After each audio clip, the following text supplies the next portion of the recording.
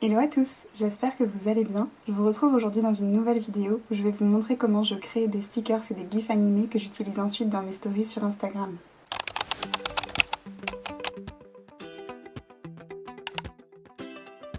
Pour commencer, je vais rapidement t'expliquer l'intérêt de ce que tu vas apprendre dans cette vidéo. Peut-être qu'au quotidien, tu utilises déjà sur tes stories Instagram des gifs ou des stickers. Mais peut-être que ça t'arrive de ne pas trouver les gifs dont tu as besoin ou qu'ils soient trop différents de ta charte graphique et que du coup tu ne les utilises pas. L'intérêt du coup aujourd'hui, ça va être d'apprendre à créer tes propres stickers pour pouvoir les utiliser sur tes stories sur Instagram. Tu peux aussi bien sûr les utiliser sur d'autres supports, notamment sur d'autres réseaux sociaux ou alors sur des PDF, des posts fixes, etc. Le fait d'avoir tes propres stickers personnalisés vont te permettre d'avoir une identité visuelle qui sera encore plus unique, plus forte et plus appuyée sur les réseaux sociaux. Ça te permettra aussi d'être plus facilement reconnu par ta cible quand ils verront passer tes contenus.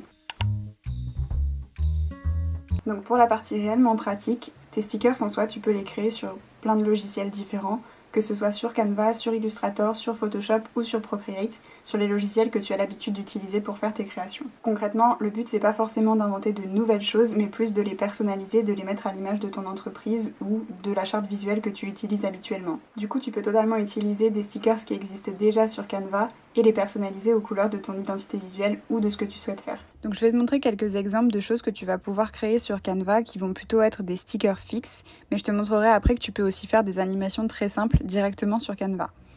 Donc pour le premier exemple que tu vois juste ici, tu peux tout simplement importer les typographies que tu utilises habituellement dans tes contenus pour écrire des mots qui vont être en lien soit avec ton activité, soit avec ton quotidien, ta personnalité, etc.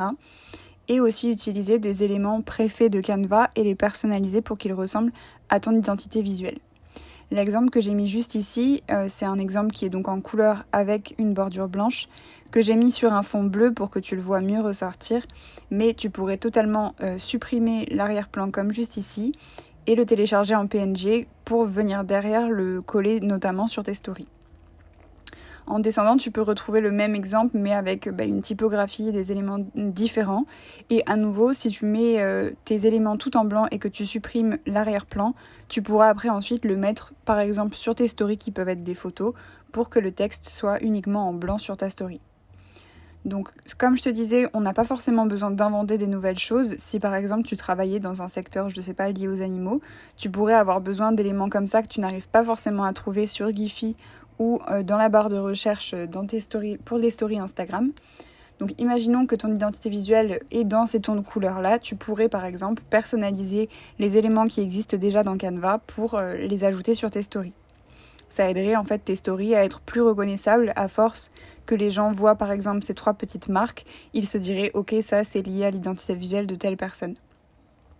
Donc j'ai fait l'exemple avec d'autres éléments pour te montrer que vraiment selon ton secteur d'activité, ce que tu as envie de véhiculer, etc., il est possible de faire plein de choses. Ça c'est un petit exemple du coup avec des petits éléments qui font partie de ma charte graphique. Idem, ça c'est un des stickers fixes que j'ai créé pour mon entreprise qui sont au code de mon identité visuelle. Ici également, tu peux créer des stickers qu'on appelle les stickers de nouveaux posts pour ajouter sur les stories où tu partages les nouveaux posts que tu viens de publier. Donc encore quelques exemples. Et ici, tu as un exemple de bouton pour cacher les liens. Donc là, ça va être exactement le même principe que précédemment. Ce que tu vas faire, c'est que tu vas designer ta forme, personnaliser ta typographie, tes couleurs pour que le bouton ressemble à ton identité visuelle. Ensuite, tu l'exporteras en PNG pour le garder dans ta pellicule.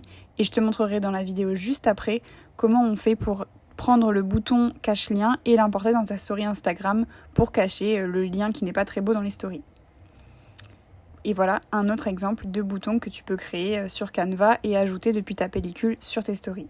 La seule chose que tu devras respecter, c'est celle d'avoir un fond en PNG transparent pour pouvoir ensuite l'ajouter sur tes contenus. Donc que tu crées sur Illustrator, sur Procreate, sur Photoshop ou sur Canva, la seule chose que tu devras faire, c'est d'exporter en PNG de fond transparent. Une fois que tu auras fait tes exports en fond PNG, si c'est un sticker fixe, tout ce que tu auras à faire, c'est de t'envoyer tes stickers sur ton téléphone pour les garder dans ta pellicule. Ensuite, quand tu feras tes stories sur Instagram par exemple, tu n'auras plus qu'à aller chercher dans ta pellicule et rajouter le sticker directement sur ta story. On va prendre comme exemple le cas d'un partage de post avec ajout d'un lien pour te montrer l'utilisation du bouton lien. Donc tu vas partager ton post de manière classique et ensuite tu vas taper le lien que tu as besoin de partager, tu l'ajoutes sur ta story et ensuite tu vas aller chercher dans ta pellicule photo le cache bouton que tu as designé, personnalisé pour l'ajouter par-dessus ton lien.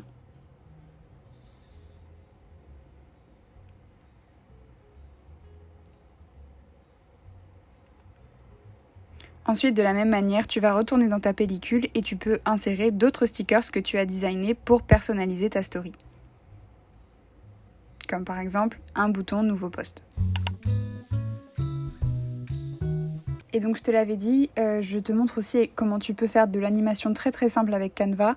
En fait, il faut vraiment considérer ça comme du montage vidéo, donc des plans très très courts qui s'enchaînent. Si tu regardes juste ici, en fait mon plan de travail il dure 0,3 secondes et il pourrait même être de 0,1 pour que l'enchaînement soit plus dynamique. En fait, la difficulté c'est qu'avec Canva, tu ne peux pas exporter en GIF en ayant un arrière-plan transparent. Si tu exportes en GIF, tu auras forcément soit un fond coloré, soit un fond blanc.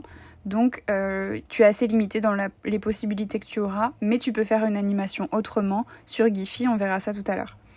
Donc ici un exemple de ce que tu peux faire directement sur Canva, par exemple un changement de couleur tout simplement. Là tu imagines que c'est un bouton carré ou un stickers carré et tu fais des clignotements entre guillemets de couleurs qui s'enchaînent avec des plans de travail qui vont être très très courts pour donner du dynamisme dans les transitions. Et pour te donner un autre exemple de ce que tu peux faire avec Canva, dans l'exemple que j'ai utilisé juste ici, on va utiliser en fait les effets que Canva propose, comme par exemple ici l'effet machine à écrire qui va permettre au texte d'apparaître lettre par lettre. Ensuite, un autre élément va apparaître, ces deux petits éléments-là vont apparaître. Et un troisième plan, donc il faut vraiment penser ça comme du montage vidéo, un troisième plan avec l'effet machine à écrire, mais uniquement en sortie. Ici, il était uniquement à l'entrée et ici en sortie. Pour te donner un aperçu de ce que ça donne au final, hop, ça nous donne ça. Le plan ici est un petit peu long et hop, ça disparaît. Et si ce sont des GIFs animés que tu souhaites créer, ça va se passer dans Giphy, ou Giphy, je sais pas comment on prononce. Donc je vais te montrer ça, je vais te montrer comment tu peux uploader tes GIFs sur Giphy pour les retrouver sur Instagram, ou importer tes PNG sur Giphy pour en faire des GIFs. Donc quand tu te retrouves sur Giphy, ta page d'accueil va ressembler à ça. Au préalable, il faudra que tu aies créé un compte sur Giphy et que tu t'aies demandé d'avoir le statut de créateur.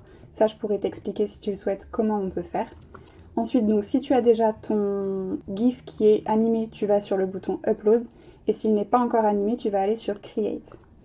Là, il va te proposer donc d'importer tes fichiers. Nous, on va avoir des JPEG.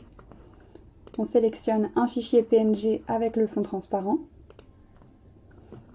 Donc là, Giphy va te demander de sélectionner les contours de ton image. Ici, il n'y a rien, donc il le fait automatiquement. Et il va te proposer une petite sélection d'animations automatiques parmi lesquelles tu vas pouvoir choisir. Par exemple, j'ai vu celle-ci, je la trouve cool, donc je vais l'uploader de cette manière-là. Ensuite, quand tu uploads ton GIF, ce qui est très important, c'est les tags. C'est ce qui va te permettre en fait après sur Instagram de retrouver ton GIF. Donc là, les tags, on va mettre, puisque c'est pour Ta Pote Freelance, le nom Ta Pote Freelance, TPF qui est un acronyme souvent utilisé pour Ta Pote Freelance. Et il ne faut pas hésiter à l'écrire de différentes manières pour que tout le monde puisse le retrouver. Ensuite, on peut aussi mettre des tags qui vont être descriptifs pour que d'autres personnes puissent l'utiliser. Mug, café, coffee.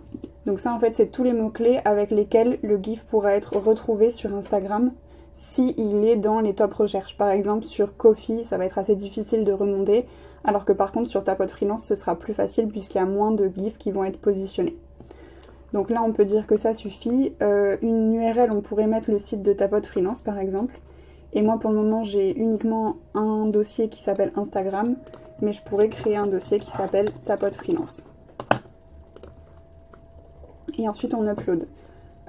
Si on avait déjà notre GIF animé, ça se passerait à peu près de la même manière. La seule chose qui serait différente, c'est ce qu'il faut aller d'abord sur Upload et ici sur GIF.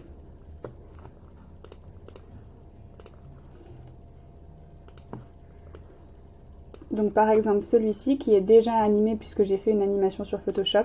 Et même chose, donc celui-là il est pour moi, donc je mets mes tags et des tags descriptifs. Et ici l'URL de mon site.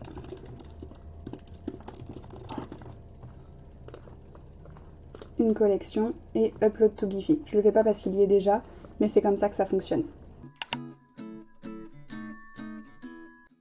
Donc dans le cas où ton GIF se trouve directement sur Giphy, tu vas pouvoir le retrouver sur Instagram en tapant dans la barre de recherche l'un des tags que tu auras mentionné en publiant ton GIF.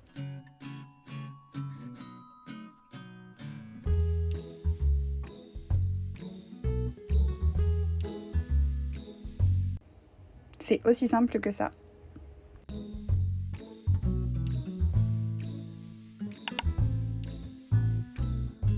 Il y a quelques petites choses à savoir concernant Giphy, notamment que pour pouvoir créer un compte créateur, donc pour retrouver ces GIFs après dans la barre de recherche sur Instagram, il faut avoir un compte qui soit créé avec un certain type d'adresse mail. En fait, il faut que le nom de l'entreprise se retrouve dans l'adresse mail. C'est-à-dire que moi j'ai l'adresse qui est agencilargia@gmail.com. Ce type d'adresse-là ne fonctionne pas. Il faut que ce soit info@agencilargia.fr ou contact@agencilargia.fr.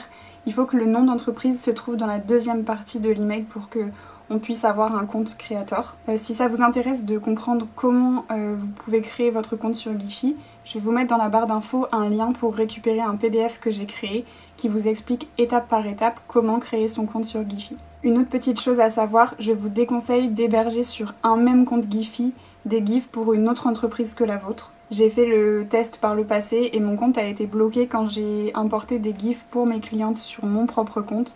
Donc il faut vraiment que chaque personne crée son propre compte Giphy. On ne peut pas héberger les GIFs de d'autres personnes que ceux de notre entreprise.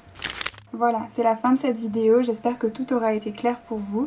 Si ce n'est pas le cas, n'hésitez pas à me poser les questions que vous avez en commentaire ou en m'envoyant un message privé sur Instagram. N'hésitez pas aussi à me dire si cette vidéo vous a plu et quels autres tutoriels vous aimeriez voir sur la chaîne. J'espère que la vidéo vous aura plu. Si c'est le cas, pensez à mettre un pouce bleu sous la vidéo et à vous abonner à la chaîne pour ne pas louper les prochaines vidéos qui sortiront. En tout cas, je vous remercie d'avoir regardé la vidéo jusqu'à la fin. Je vous souhaite une très belle journée et je vous dis à bientôt.